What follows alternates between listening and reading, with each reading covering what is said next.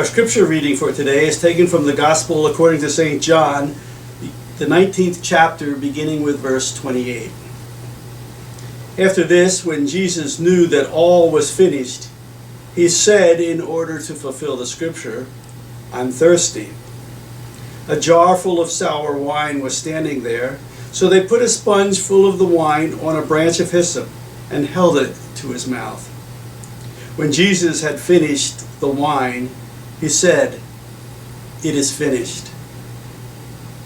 Then he bowed his head and gave up the spirit.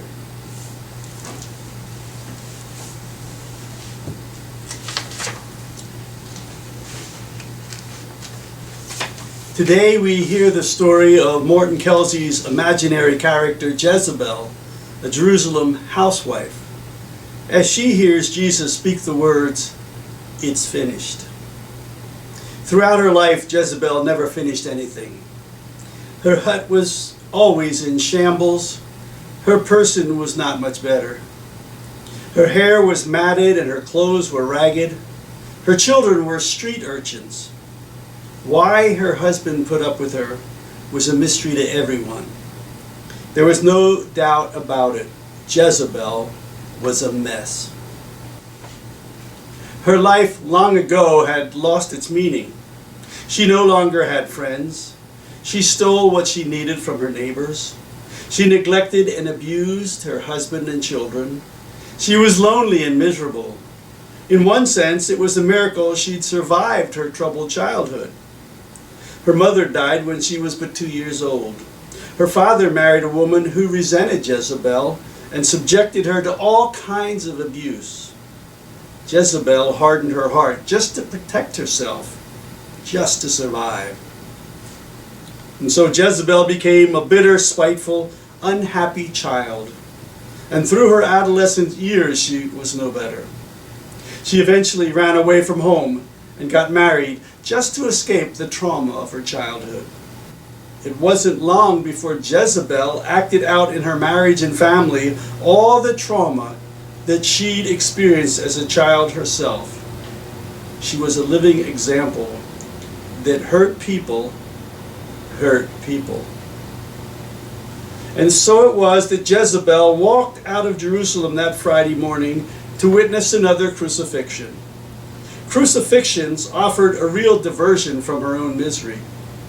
And so Jezebel watched the soldiers prepare the site for the execution.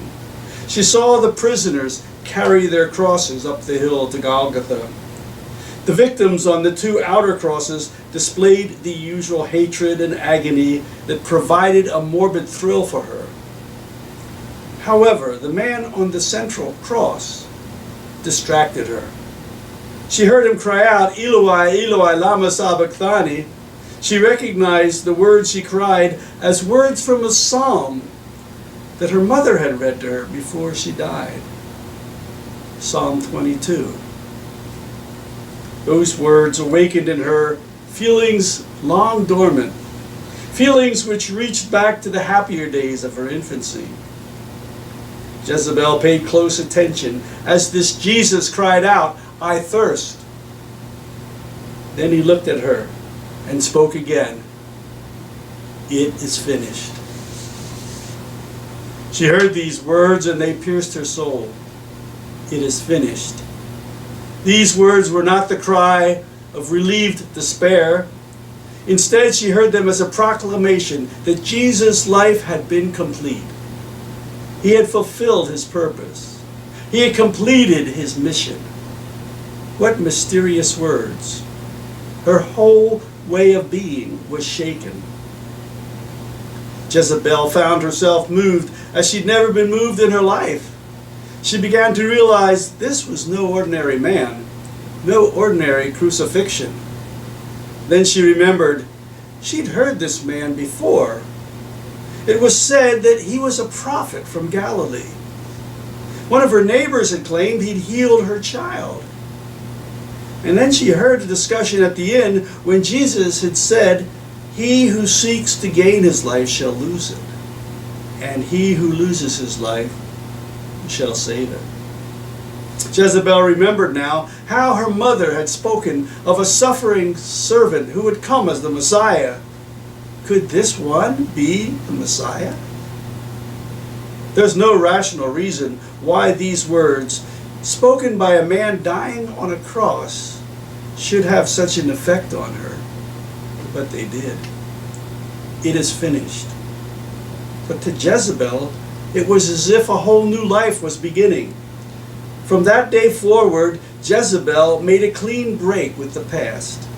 It took some time, but day by day, Jezebel began to live with intention and purpose. She realized she could finish her life in a whole new way. She began to pay attention to her family. She began to act more kindly with her neighbors. She began to live life as a new creation.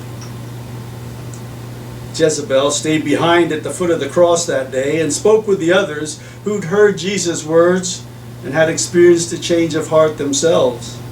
She was amazed how they too had heard his words and been changed. She was even more amazed later that a small group of Jesus' followers welcomed her into their fellowship. Over time, Jezebel began to understand that Jesus had finished his life for her.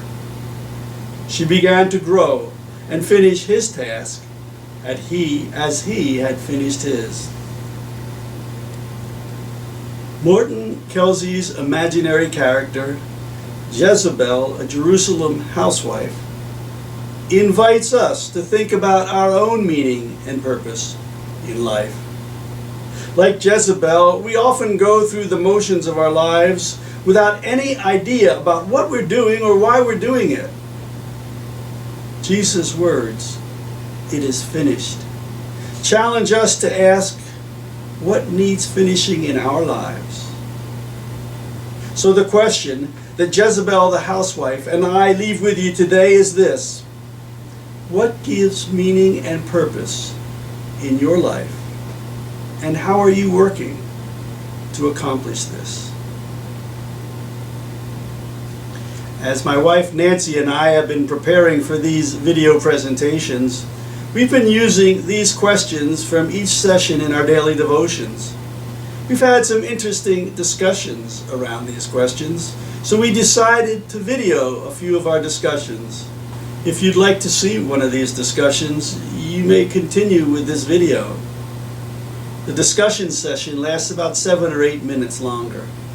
Or if you prefer to reflect on this last question for yourself, you may turn off the video now.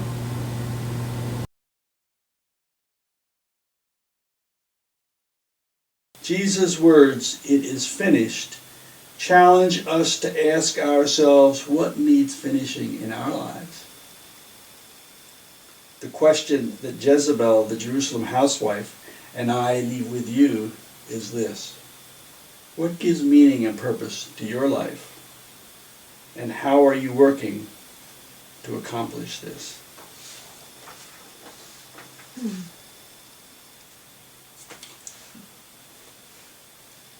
I think of it not as like a whole big segment of your life, but that we have a rhythm oftentimes of finding meaning and being maybe closer to God, more productive, more whatever the ideal is, if there is such a thing. And then we might fall into a slump, and then we come out of it because of some event, some word, some person. Who knows? It varies from person to person. Yeah. In a way, this COVID virus, I think, is symbolic. We've talked about how it might change lives and ways of doing things, and it's kind of a reevaluation. And I was struck by how what Jesus said on the cross resonated with her because she remembered her mother, her biological mother, having said that. And I think they've said there are studies that people who have had somebody in their life who has nurtured them, even if it was for a short period and even if it wasn't just a mother, it could be a neighbor, that kernel of nurture can be a resource for them for down the road. Yeah, like the metaphor of planting seeds. That the mother had planted that seed, given what Richard Rohr calls a foundation, but she got so busy with all the other details in her life, she forgot that until she heard those words spoken in that moment. But I like your idea too, that we kind of have a rhythm and that we have different meanings at different times. And right now, this COVID-19 thing has given us the meaning of how we're going to get through this. And it's a pretty common meaning. A lot of people are dealing with this in little different ways. Certainly. Pastors are dealing with it in terms of how can I be creative with nurturing the spiritual life of my people using social media. And health workers, God bless them, are day to day taking care of these that are afflicted and trying to bring them back to health. The news people are trying to report all that's being done at different levels to educate us about what we need to do. Anyhow, And yeah. all the scientists that Yeah. are trying to come up with Yeah. ways of getting testing done and vaccines and trying to understand the whole path of it.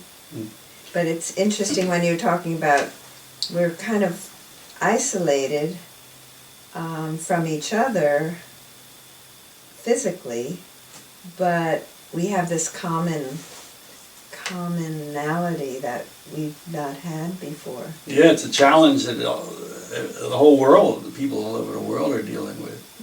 Yeah, a common challenge. It kind of makes us feel like we're all in this together. Right, and as much as we are separated, Yeah. we're brought together. It's Yeah. such an interesting tension. Yeah. But what you said earlier too about having different times in our life, we have different meanings. They're like different stages, different life tasks, you know, like when you're an adolescent, you're trying to think, what am I going to do with my life? Trying to look for a vocation and a life partner, maybe, as Erik Erikson talks about the different stages. And then once you're married, then you decide if you're going to have children, to have a family, and how you're going to raise the family and support them. And then once the kids are off and grown, how you're going to be a grandparent. And then in retirement is a whole new thing. What am I going to do with my retirement? Like, what meaning am I going to find? So yeah, I think you're right that this idea of having purpose and intention changes. And even within those stages it changes because our energy level, our creativity, our emotions change. Yeah. For some folks it's dramatic changes, for others it's like, I just don't feel like I'm living up to what I really want to do. Yeah. And then other times you feel creative and connected. And So one of the questions that came out near the end was, what do you need to finish in your life? I was thinking about that question too. And I guess that's the stage, in a way, where I feel I'm in, is, you know, I've done pretty much more than I ever thought I could accomplish. So what's left? What do I need to finish? And, you know, I guess I would love to pass on a legacy to our kids. I feel like I've already contributed to society pretty much as much as I could, my energy level and my, but what else is left to give? I don't know. Well, I'm struck by your desire to have your life review DVD done. That certainly reflects your feeling about meaning and it is finished. That you're Yeah. realizing you're getting closer to the end. Yeah, that I'm doing this life review stuff. Yeah, yeah. And a legacy. You know, it's a legacy isn't just Yeah. tangible stuff. So my doing the life review on a video is kind of like my, again, to go back to Erik Erikson, the final stage is integrity versus despair. Did my life have any meaning? And I'm kind of looking for what meaning did I have for my life? Mm-hmm. And what's interesting on the DVD that I'm doing is that most of it has to do with our family, with our kids. Only 2 clips have to do with my being a chaplain Vocation. and a vocation, yeah.